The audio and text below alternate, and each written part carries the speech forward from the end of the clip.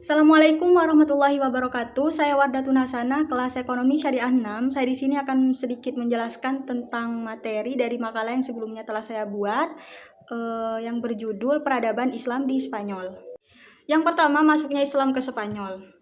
Spanyol diduduki Islam pada tahun 711 Masehi. Pada saat itu, dalam masa kepemimpinan Khalifah Al-Walid, yang merupakan salah satu dari Khalifah Bani Umayyah.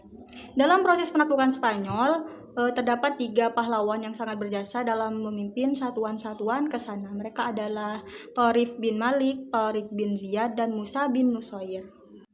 Yang kedua, perkembangan Islam di Spanyol. Perkembangan Islam di Spanyol ada beberapa periode, yaitu periode pertama pada tahun 711 Masehi sampai 755 Masehi. Pada tahun ini, stabilitas politik negeri Spanyol belum tercapai secara sempurna. Gangguan-gangguan masih sering terjadi baik dari luar maupun gangguan dari dalam.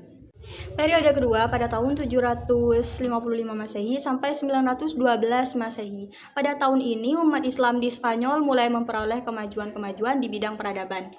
Abdurrahman Ad-Dakhil mendirikan Masjid Cordova dan juga sekolah-sekolah di kota-kota besar Spanyol.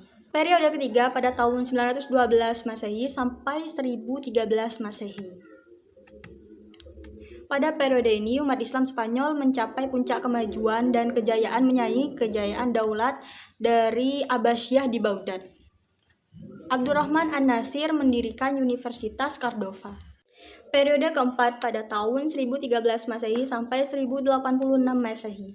Meskipun kehidupan politik tidak stabil, namun kehidupan intelektual terus berkembang pada periode ini. Istana-istana mendorong para sastrawan dan sarjana untuk mendapatkan perlindungan dari istana satu ke istana yang lain. Periode kelima pada tahun 1086 Masehi sampai 1248 Masehi.